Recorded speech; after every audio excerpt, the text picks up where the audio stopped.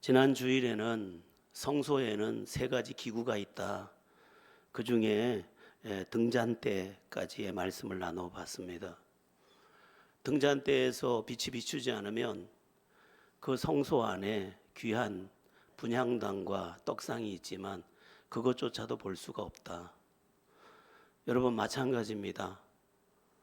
빛 대신 주님이 내 인생에 찾아오셔서 나에게 빛이 되지 아니하면 인생이 뭔지 왜 사는지도 모른 채 이 땅을 그냥 본능에 이끌려서 더듬으면서 욕망에 이끌려서 욕구에 이끌려서 욕심에 이끌려서 염려에 눌려서 그렇게 살 수밖에 없을 것입니다. 오늘 이 예배를 통해서 주님의 빛이 임하고 그 빛으로 인하여 인생이 보이고 주님이 보이고 하늘이 열리는 것을 보는, 그리고 인생의 해답을 얻는 귀한 은혜가 있기를 예수의 이름으로 바랍니다. 오늘은 등잔대 맞은편에 있는 떡상에 대해서 은혜를 나누려고 합니다. 성소에는 세 가지 기구가 있다고 했죠. 등잔대, 분향단은 정 가운데 있습니다. 그리고 저 오른편에 이제 떡상이 있습니다. 그 떡상에 대해서 은혜를 나누려고 하는데, 사실은 이 한 가지 한 가지의 범위가 참 넓습니다. 그래서 지성소까지 다 들어가서 언약궤까지 다 보려고 하면 아직도 2주, 3주는 더 해야 될 것 같은데, 여러분이 혹시 지루하지는 않을까 하는 염려는 있습니다. 이 떡상은 조각목으로 만들어졌고, 금으로 이 조각목을 덮어서 이제 그 떡을 12덩이를 올려놓는 그러한 상입니다. 그 떡상에 대한 내용이 출애굽기 25장 23절에서 30절 본문에 잘 나와 있는데, 우리 같이 한번 출애굽기 25장 23절부터 합독해 보겠습니다. 너는 조각목으로 상을 만들되 길이는 2규빗, 너비는 1규빗, 높이는 1규빗 반이 되게 하고 순금으로 싸고 주위에 금테를 두르고 그 주위에 손바닥 넓이만한 턱을 만들고 그 턱 주위에 금으로 테를 만들고 그것을 위하여 금고리 넷을 만들어 그 네 발 위 네 모퉁이에 달되 턱 곁에 붙이라. 이는 상을 맬 채를 꿰 곳이며 또 조각목으로 그 채를 만들고 금으로 싸라. 상을 이것으로 맬 것이니라. 너는 대접과 숟가락과 병과 붓는 잔을 만들되 순금으로 만들며 상 위에 진설병을 두어 항상 내 앞에 있게 할지니라. 떡상을 만든 재료부터 보면 조각목으로 상을 만든 뒤 순금으로 그것을 싸고 주위에 금테를 두르라, 이렇게 되어 있습니다. 성막에서 가장 많이 쓰인 그 재료는 조각목입니다. 여기 지금 번역에는 조각목으로 되어 있는데 옛날 개역 한글 번역에서는 시띠나무라고 되어 있습니다. 시띠나무는 히브리어로 그대로 번역한 것입니다. 이 조각목은 광야에서 아주 거칠게 자란, 우리나라로 말하면 아카시아 나무 같은 것입니다. 우리나라 아카시아 나무는 키라도 큰데 광야의 척박한 상황 때문에 이 가시나무는 잘 크지를 못하고, 그리고 마셔야 될 물을 제대로 마시지 못했기 때문에 뒤틀려 있고 또 가시가 돋아 있는데 아주 사납게 그렇게 가시가 돋아 있습니다.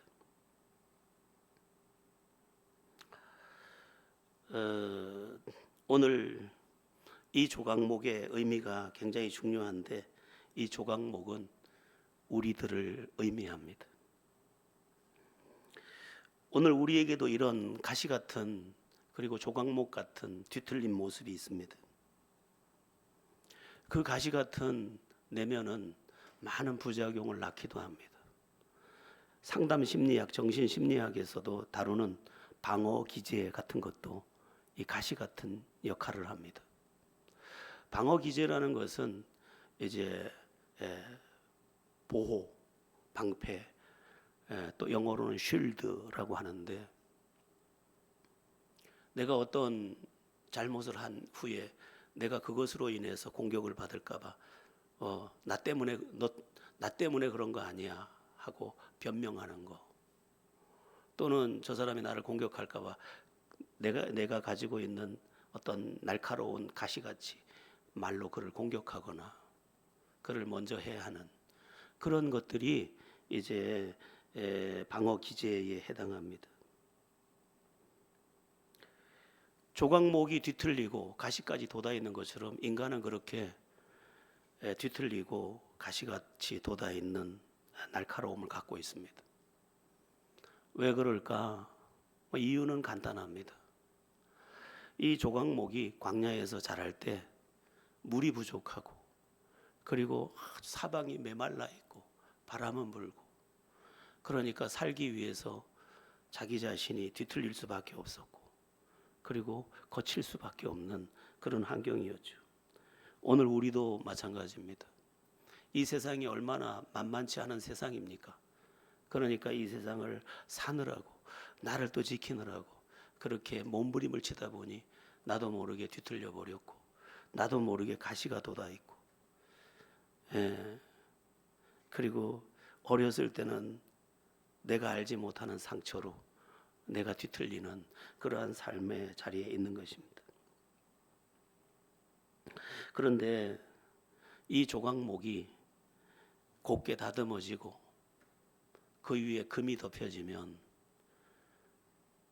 그의 모습은 온데간데가 없고 눈부신 이제 하나님의 성물이 되는 것입니다. 마찬가지입니다. 우리의 과거가 어쨌든, 어렸을 때 상처가 어쨌든, 나의 부족함을 보거나 또는 나의 열등감을 보거나 나의 환경을 보면 뒤틀릴 수밖에 없었다 할지라도, 주님을 만나서 주님이 나를 덮으면 나도 나름 아름다운 인생이 될 수 있다라는 것이죠. 그리스도인의 감격이 여기에 있고 기독교의 위대함이 여기에 있습니다. 네가 어떤 사람이었든, 너의 과거가 어쨌든 내가 너를 덮으면 너도 아름다운 자고, 너도 눈부신 자며, 너도 세상에서 등불같이 빛나게 될 것이다, 이렇게 말씀하고 있는 것이죠. 오늘날 예수 믿는 사람들이 세상으로부터 지탄을 받는 경우가 많이 있는데 이것은 안타까운 일입니다. 왜 그렇게 됐을까? 그리스도로 옷 입은 게 아니고 옛사람을 그냥 입고 있어서 그렇습니다.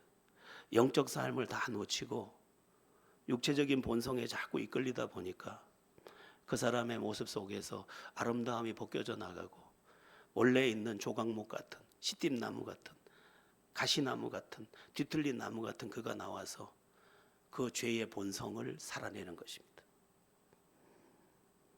그래서 그가 목사든, 그가 장로든, 그가 신앙생활을 수십 년을 했든, 은혜를 알든 모르든 평생을 깨어 있어야 합니다. 예수를 옷 입고 하나님의 은혜 안에서 살 때, 그때만 그가 아름다운 것입니다. 우리의 삶이 나의 과거가 어쨌든, 나의 모습이 어떻든, 나의 환경이 어떻든 그리스도를 옷 입고 하나님 안에서 아름다운 우리 모두가 되어야 할 줄로 믿습니다. 25절도 이제 중요한데, 우리 이제 오늘 본문 25절을 함께 합독해 보겠습니다. 오늘 본문 25절입니다.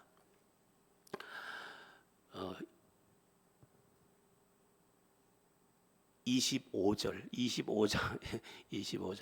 합독합니다. 그 주위에 손바닥 넓이만한 턱을 만들고 그 턱 주위에 금으로 태를 만들고. 제가 오늘 참고 구절을 많이 보내놔가지고 왔다 갔다 하기가 참 어려울 텐데 늘 잘 섬겨주셔서 감사합니다.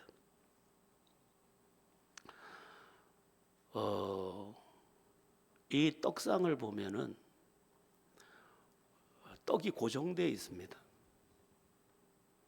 12덩이의 떡을 6줄씩 6개씩 이렇게 쌓아서 놓는데, 고정되어 있고 흔들리지 않기 때문에 굳이 턱을 만들 필요가 없는데 턱을 만듭니다. 손바닥 높이로. 뭘 의미하느냐? 하나님의 지극한 보호를 의미합니다. 그냥 보호하는 게 아닙니다. 금태를 두르고 금으로 태를 만들고 귀하게 여겨서 보호합니다. 여러분, 하나님은 당신의 백성을 보호합니다. 어떻게 보호하느냐? 귀하게 여겨서 보호합니다. 시편 121편에 가면 하나님은 우리를 지키시되 졸지도 아니하시고 주무시지도 아니하신다고 말씀하고 있습니다. 낮의 해와 밤의 달이 해치 못한다, 그렇게 말씀하고 있습니다. 어떤 경우든, 그게 밤이든 낮이든 어떤 상황이든 하나님이 너를 보호하고 있다, 이렇게 지금 말씀하고 있습니다. 여러분, 이것은 그대로 사실입니다. 하나님은 언제나 자기 백성, 자기 사람들을 지킵니다. 여러분, 우리가 지금 마음의 평안을 유지할 수 있는 게 뭐냐면 하나님이 우리의 마음을 보호해 주셨기 때문입니다. 우리에게 믿음이 있는 이유가 뭐냐? 하나님이 우리의 믿음을 지켜주셨기 때문입니다. 오늘 어떤 일을 만났을 때 하나님께 기도해야지, 이 마음이 든 것은 하나님이 내 마음을 보호해 주셨기 때문입니다.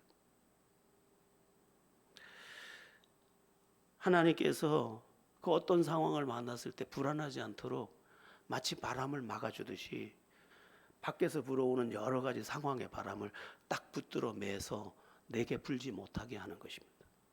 요한계시록 7장에 가면 이 이야기가 잘 나와 있는데 하나님이 바람을 붙잡고 계신 것을 요한계시록 7장 1절이 이렇게 말씀하고 있습니다. 우리 같이 한번 합독해 보겠습니다. 이 일 후에 내가 내 천사가 땅 내 모퉁이에 선 것을 보니 땅의 사방에 바람을 붙잡아 바람으로 하여금 땅에나 바다에나 각종 나무에 불지 못하게 하더라. 이제 바람이 불어야 됩니다. 이 요한계시록 7장은 6장에 나오는 환란에 이어지는 장입니다. 그런데 환란의 바람이 막 불어서 사방을 다 휘집으려고 할 때 하나님께서 천사를 명해서 사방 모퉁이에서 바람을 붙잡고 있어라, 이렇게 말씀하셨습니다. 여러분, 하나님께서 보호하시면 내 마음에도 바람이 불지 않습니다. 하나님께서 보호하신 것 때문에 우리가 여기에 있는 것입니다. 우리가 느끼지 못할 그때조차도 하나님은 우리를 보호하고 계십니다. 아니, 우리가 어려움과 환난을 당하는 것 같은 그때에도 하나님이 우리를 보호하고 계십니다. 그런 이야기가 성경에 많이 나오는데 그 중에 한 이야기가 요셉 이야기입니다. 요셉이 형들에게 팔려서 노예가 되었을 때 성경은 뭐라고 말씀하시느냐? 하나님이 요셉과 함께 하시니. 아니, 또 보디발의 아내를 범했다는 누명을 쓰고 감옥에 들어갔을 때 성경이 무엇이라고 말하느냐? 여호와께서 요셉과 함께 계시니.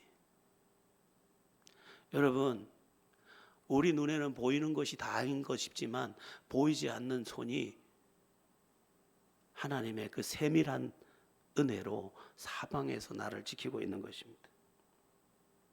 여러분, 잊지 마세요. 하나님이 나를 보호하고 계십니다. 이것을 믿지 못하도록 마귀는 오늘 우리에게 현상을 보게 하고 상황을 보게 하고 형편을 보게 하고 미래를 짐작하게 해서 미리 서둘러 낙심하게 만듭니다. 하나님이 우리를 보호하고 계십니다. 한번 따라해 보겠습니다. 하나님이 나를 보호하고 계신다. 믿으셔야 합니다. 이 믿음이 온 세상을 이깁니다. 여기 떡상에 놓인 떡도 중요한데 떡상에는 12덩이의 떡이 놓이게 되어 있는데 크게 두 가지 의미가 있습니다. 그 첫 번째 의미는 이스라엘 12지파를 의미합니다. 떡을 두 줄로 6개씩 차려놨는데 하나님께서 택한 이스라엘 12지파 모든 백성, 즉 하나님의 백성 중 단 한 사람도 소외되지 않고 모두가 기억된 바 되었다라는 의미입니다. 이게 첫 번째 의미입니다. 그러니까 나도 하나님의 사랑 안에 들어가 있는 것입니다. 내가 예수를 믿어서 하나님의 자녀 된 것이 사실이라면 나도 지금 하나님의 사랑 안에 들어가 있는 것입니다. 우리 조상들이 자식을 두고 하는 말 중에 10손가락 깨물어서 안 아픈 손가락 없다라는 말을 했습니다. 여기 10손가락은 자녀들을 가리키죠. 예전에는 자식을 5도 낳고 7도 낳고 10도 낳고 12도 낳고 그랬을 때 이야기입니다. 근데 그 중에 어떤 아이는 이렇게 생각합니다. 내가 이렇게 형은 공부를 잘하는데 나는 공부를 못하니까 엄마가 나를 싫어할 거야. 착각입니다.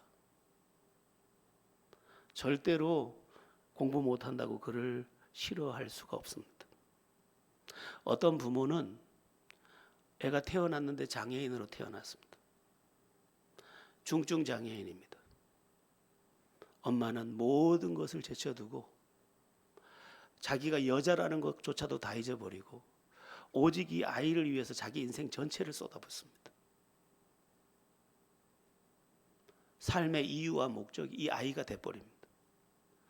그러니까 얘가 아프기 때문에 미워하는 게 아니고 아프기 때문에 더 사랑합니다. 하나님의 우리를 향한 사랑이 다 그렇습니다.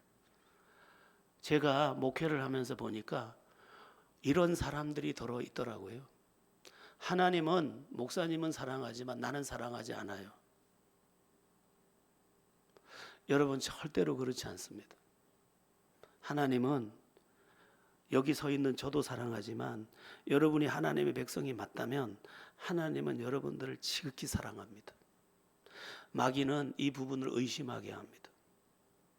여러분 나에게 10자식이 있는데 그 중에 한 자식이 엄마는 날 사랑하지 않아. 그러고 엄마 눈치만 보고 겉을 뱅뱅 돈다면 엄마의 가슴은 찢어질 것입니다. 우리는 하나님의 앞에 12덩이 떡과 같은데 하나도 차별하지 않습니다.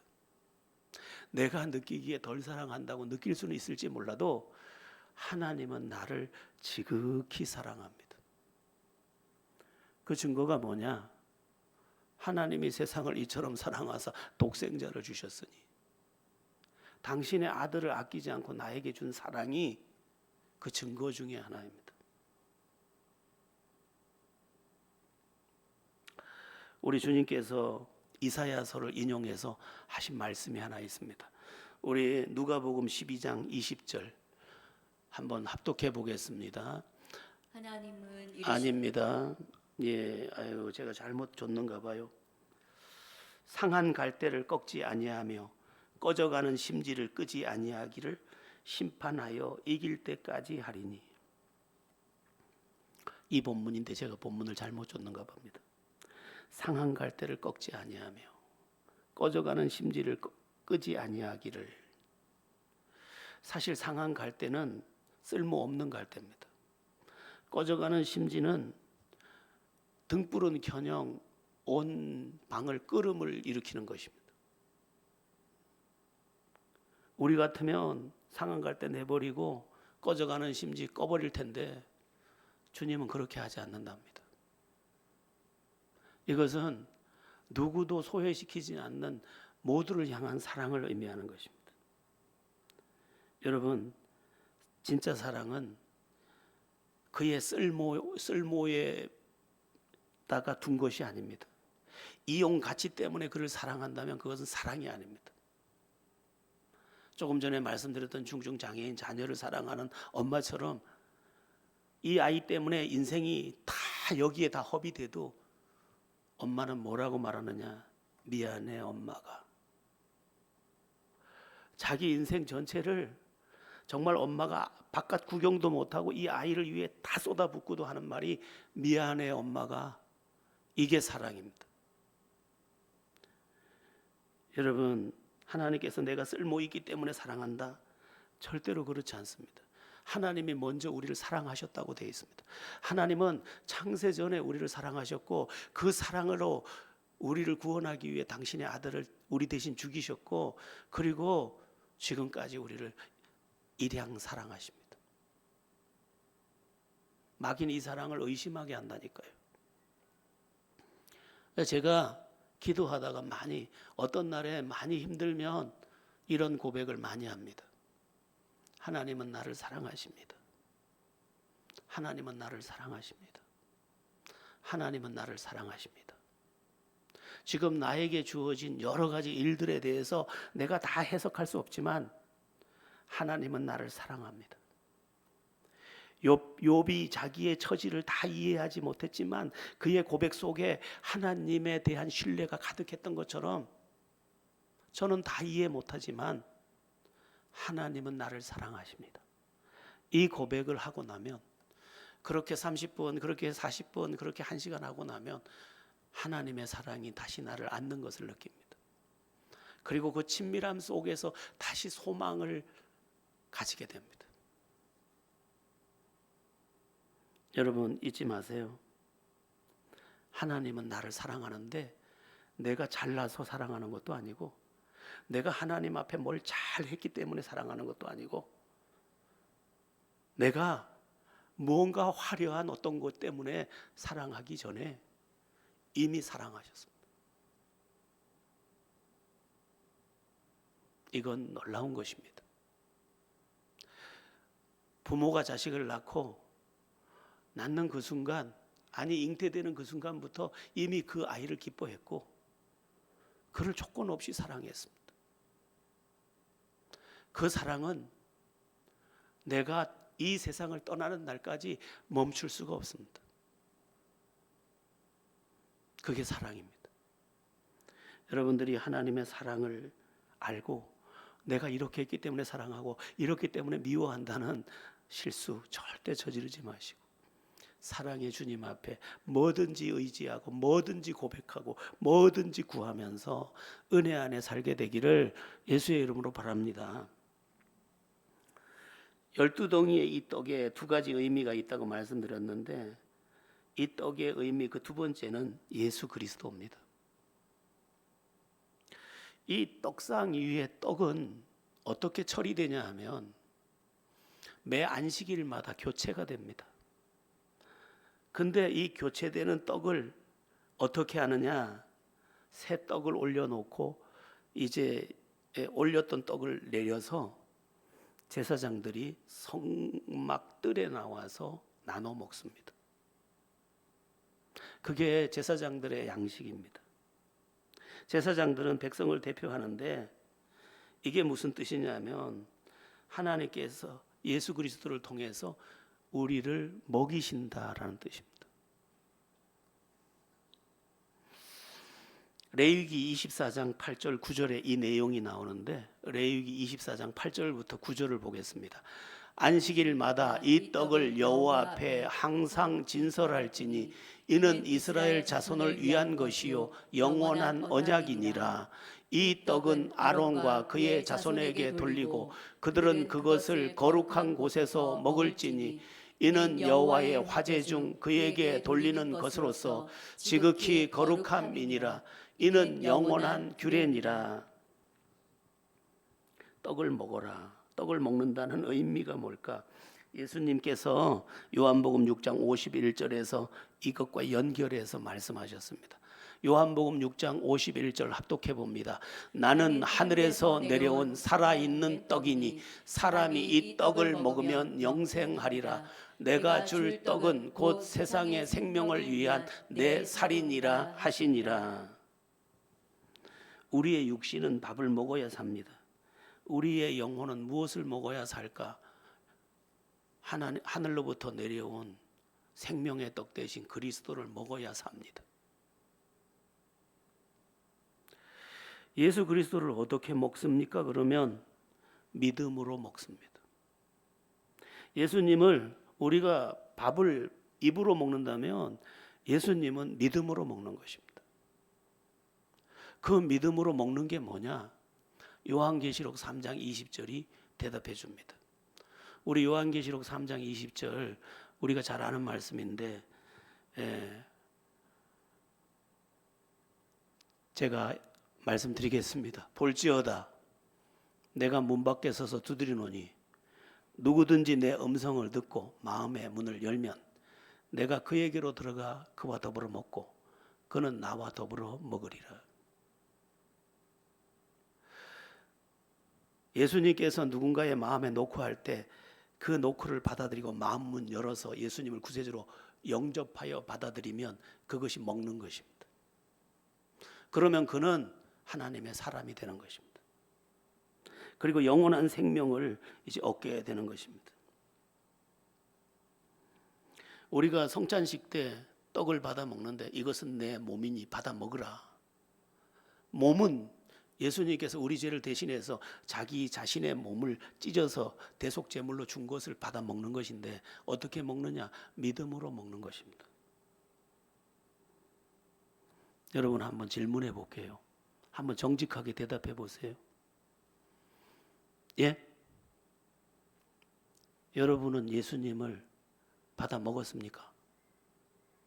예?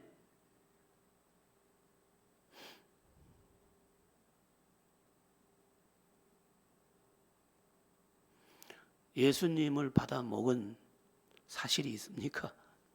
이게 매우 중요합니다. 주님의 사람이 누구냐? 내가 먹은 주님이 내 안에 있는 그 사람입니다. 우리는 종교 생활을 하려고 여기에 모여 있지 않습니다.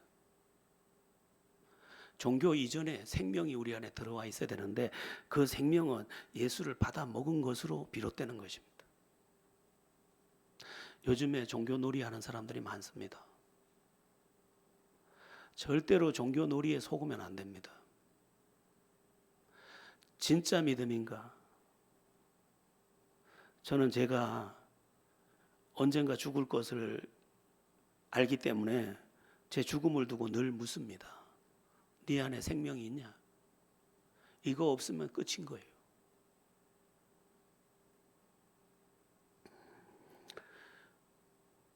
내 안에 주님이 계시기 때문에 그분의 주장하심도 받는 것이고 그분 안에 있는 부활의 영이 우리를 부활시키는 것입니다.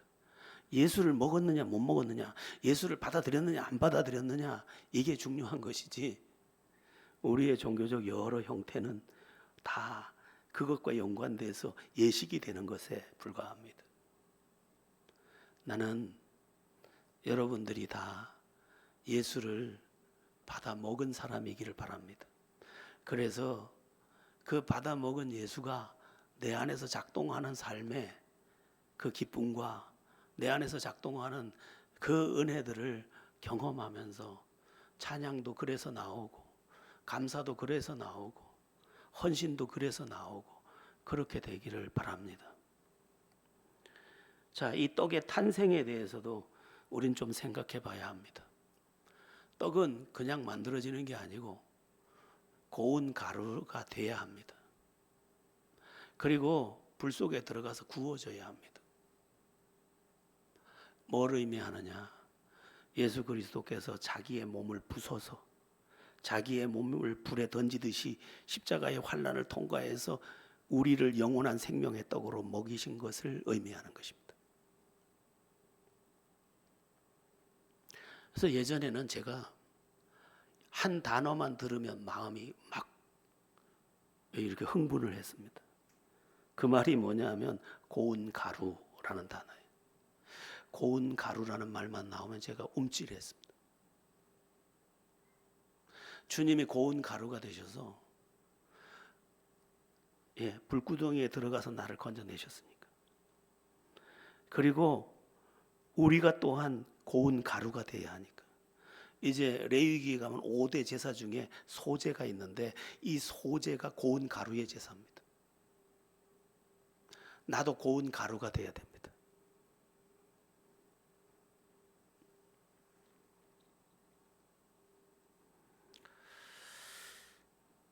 그러니까 앞에서 말씀드렸던 하나님의 사랑은 말이 아니고 당신을 고운 가루로 빻아서 불구덩이에 던져 넣듯이, 그래서 나를 거기서 건져내듯이 당신 자체를 다 준 것을 의미하는 것입니다. 여러분, 예수 믿는 사람이 변화되잖아요. 예수 믿는 사람은 변화됩니까? 안 됩니까? 변화가 됩니다. 어떤 사람이 오늘 예수를 만났다면 내일부터 딴 사람입니다. 우리가 익숙한 신앙생활을 자꾸 하니까 그렇지, 이 사람이 예수를 만나고 나면 내일, 오늘 그 시간 딴 사람입니다. 사도 바울이 사도행전 9장에서 예수를 만나자마자 딴 사람 된 것처럼, 이것은 사도 바울만의 이야기가 절대로 아닙니다. 오늘도 수없이 많은 사람들이 어제와 오늘이 전혀 다른 BC와 AD를 갈라놓는 예수의 역사적 사건 안에 들어와 있습니다. 진짜가 된 거죠, 그 사람은. 진짜는 평생 이 사실을 놓을 수가 없습니다.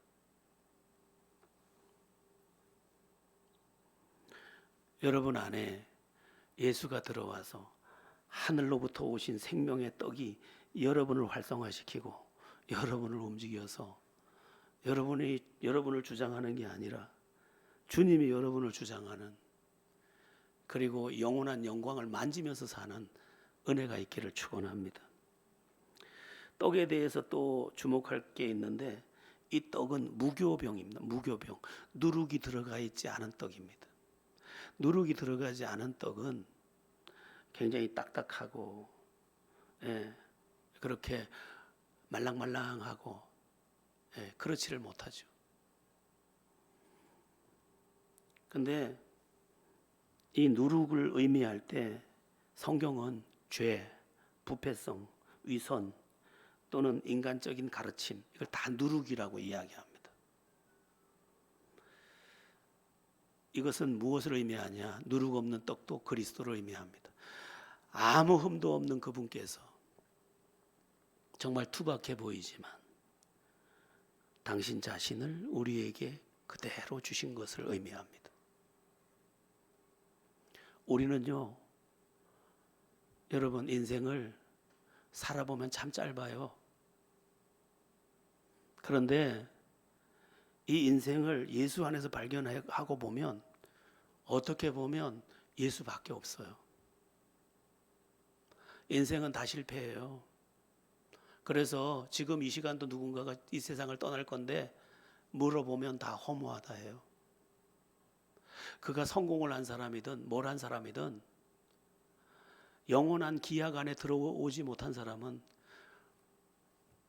어떤 사람이 식물인간이 되었다가 세상을 떠나는데 보니까 마지막 운명하기 전에 이런 눈물이 주르륵 흐르더라고요. 저는 임종을 꽤 많이 봤어요. 근데 대부분의 사람들이 다 울면서 가요. 예수를 빼면요, 인생은 실패예요. 우리가 크리스찬이기 때문에 이 사실을 알고 있는 거잖아요.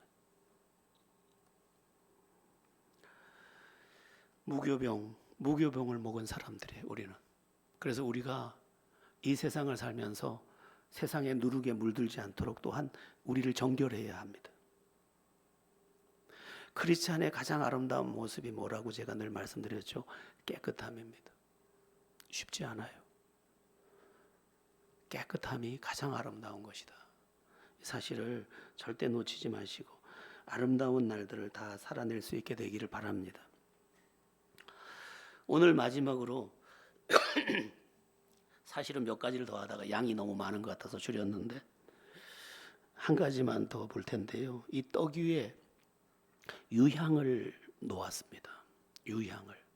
12덩이의 떡을 놓고 그 위에 유향을 놓았어요. 근데 이 유향을 이제 떡을 물리는 날 유향을 걷어냅니다. 걷어내서 이 유향만 불살라서 하나님께 불태워 화제로 드립니다. 레위기 24장 5절에서 7절 이 내용이 나오는데 우리 함께 합독해 보겠습니다. 너는 고운 가루를 가져다가 떡 12개를 굽되 각 동이를 10분의 2 에바로 하여 여호와 앞 순결한 상 위에 두 줄로 한 줄 6씩 진설하고 또는 또 정결한 유향을 그 각 줄 위에 두어 기념물로 여호와께 화제를 삼을 것이며.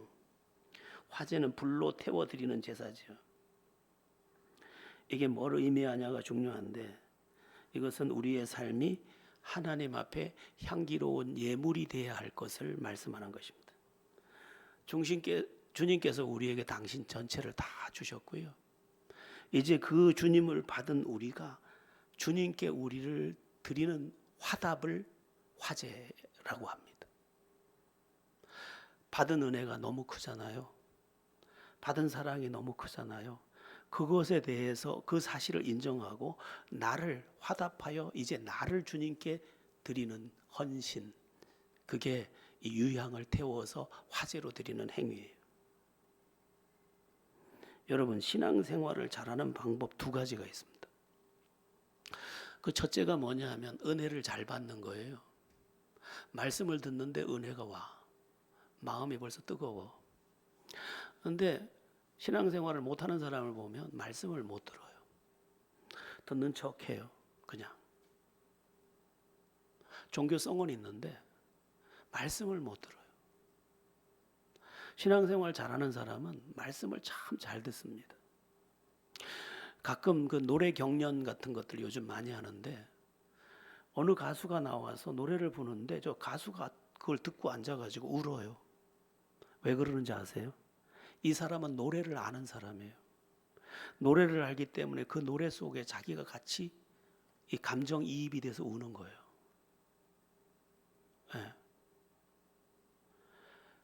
그러면 은혜를 아는 사람이 어떠냐면 은혜를 끼치는 말씀을 알아요.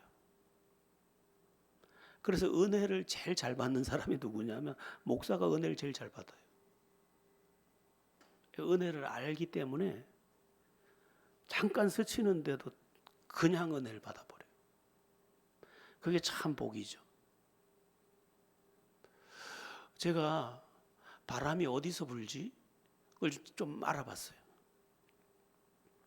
바람이 싹 스치잖아요. 바람이 어디에서 와서 어디로 가는지 알지 못하되, 그런 말씀도 있는데 바람이 스치는 이 바람이 어디서 오지? 하나님의 부채질을 하는 것도 아니고 보니까 기압에 의해서 이게 바람이 발생하더라고요. 고기압 저기압이 부딪히면서 발생하는 그런 것들이 바람을 일으켜요.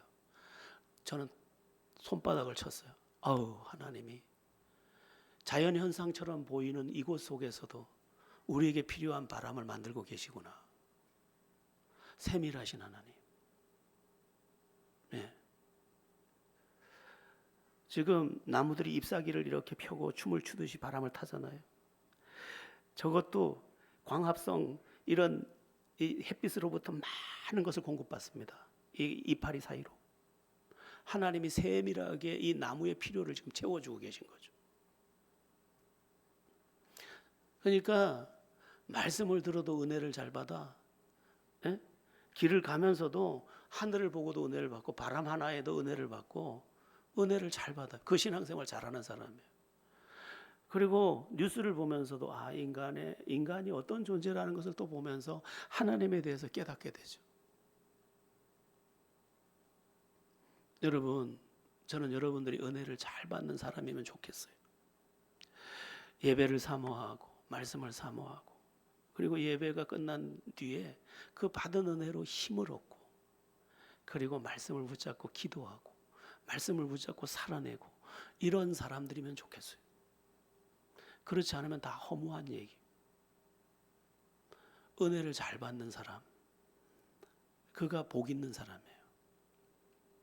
신앙생활 잘하는 사람 2번째 이야기를 하려고 제가 이 얘기를 꺼냈는데, 2번째 신앙생활 잘하는 방법은 잘 드리는 삶이에요.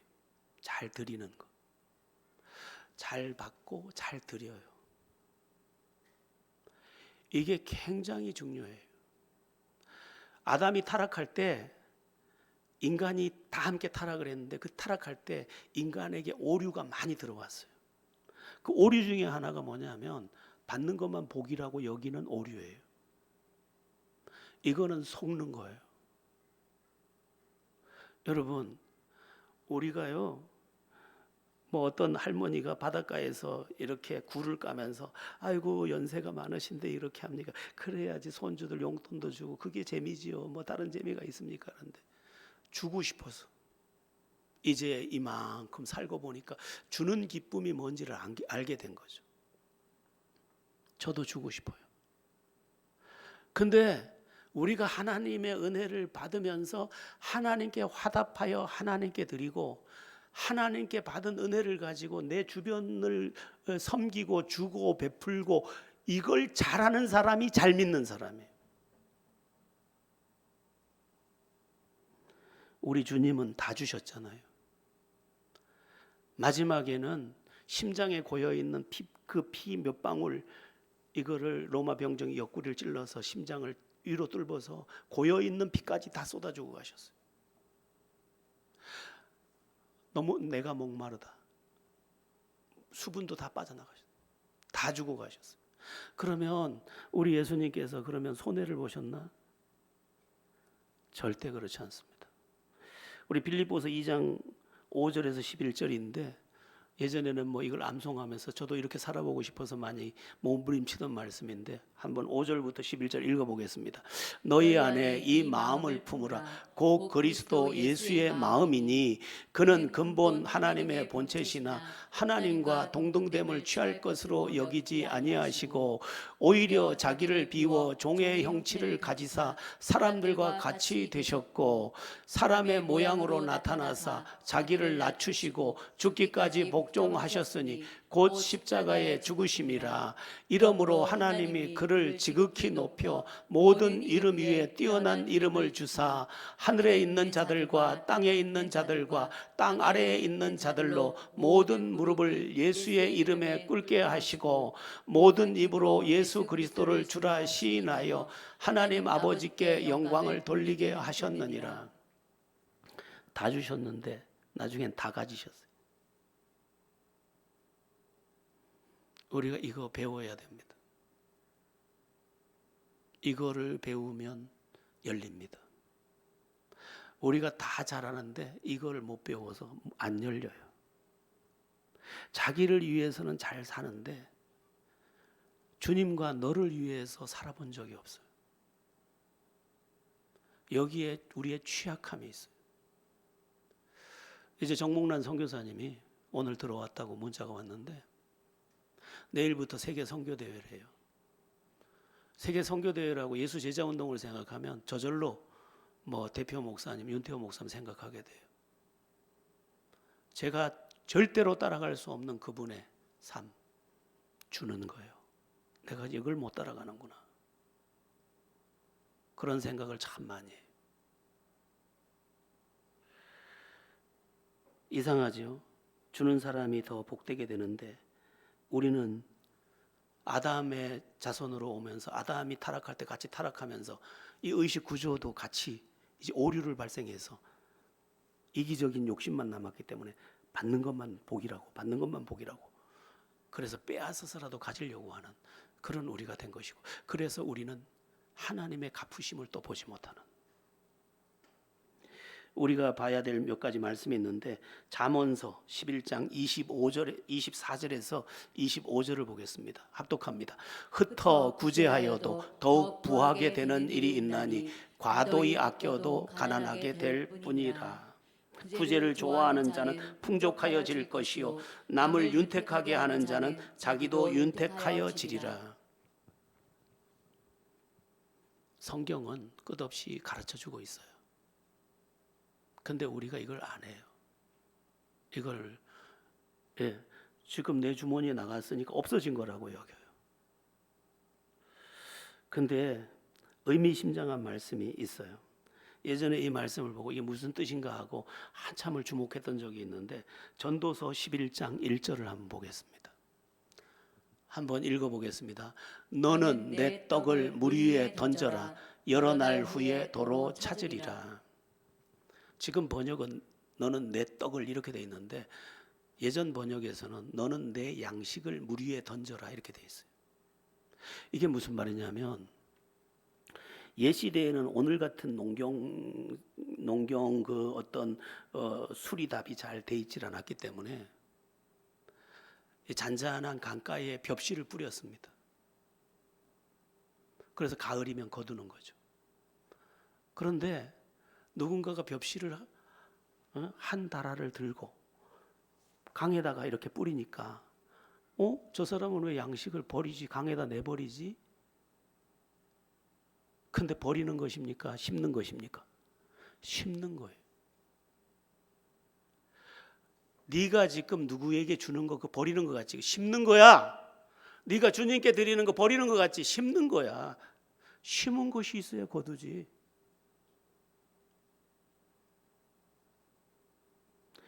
여러분, 제가 여러분에게 헌금을 강조한다고 절대로 생각하시면 안 됩니다. 저는 이 건축 이 6층을 건축할 때 이 또 건물을 매입할 때 헌금 설교를 단 한 번도 한 적이 없습니다. 일부러 안 했습니다. 본문이 순서대로 하면 나오는데도 피해 가버렸어요. 하나님 말씀 팔아서 헌금 강요하고 싶지는 않았기 때문에 다만 광고했습니다. 얼마씩 헌금해 주세요. 헌금해 주세요. 계속 광고했습니다. 저는 여러분에게 지금 헌금을 하라 이렇게 말하는 거 아니에요. 하나님께 화답할 줄 아는 인생이 복되다. 신앙생활 잘하는 거다. 이거를 기억해 달라는 것입니다. 때마침 다음 주일이 맥주 감사주일이에요. 다음 주가 맥주 감사주일인데 맥주 감사절은 원래 첫 열매에 대한 절기예요.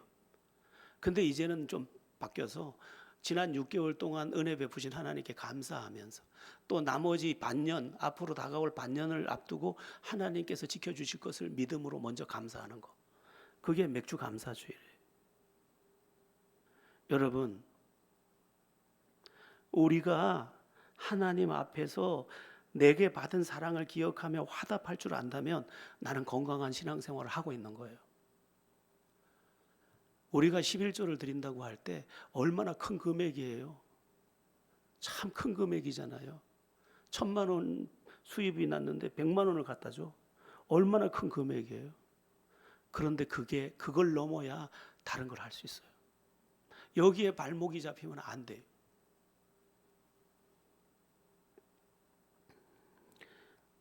이야기하다 보니까 조금 이쪽으로 가서 아쉬운데요. 감사는 복을 부릅니다. 화답은 복을 불러요. 그래서 주님 기도할 때도 저도 기도할 때 주님 저는 왜 못 줄까요? 주님 저는 왜 못 줄까요? 줄 수 있게 해주세요. 줄 수 있게 해주세요. 그 기도를 참 많이 합니다. 주님께서 누가복음에서 이런 말씀도 하셨죠. 주라. 그리하면 주시리니 곧 후이 되어 흔들어 넘치도록 너희에게 안겨주리라. 줘봐야 한다니까요. 오늘은 떡상에 대한 장황한 이야기를 나눴습니다. 여러분에게는 어떤 말씀이 들렸습니까? 한 말씀이라도 여러분에게 들렸기를 기대하고 하나님이 실제로 살아계시고 하나님이 지금도 나를 보호하시며 하나님의 사랑이 끝없음을 아시고 그분이 당신을 가루로 만드셔서 불 속에 들어가서 나를 대신해 주신 것도 기억하면서 내가 어떻게 그분 앞에서 살까? 어떻게 그분의 기쁨이 될까? 찾아내고 그것 안에서 더 행복해지는 그리고 하나님의 살아계심과 하나님의 책임져 주심과 하나님이 대대로 갚아주심까지 보는 여러분들 다 되기를 주 예수의 이름으로 축원합니다.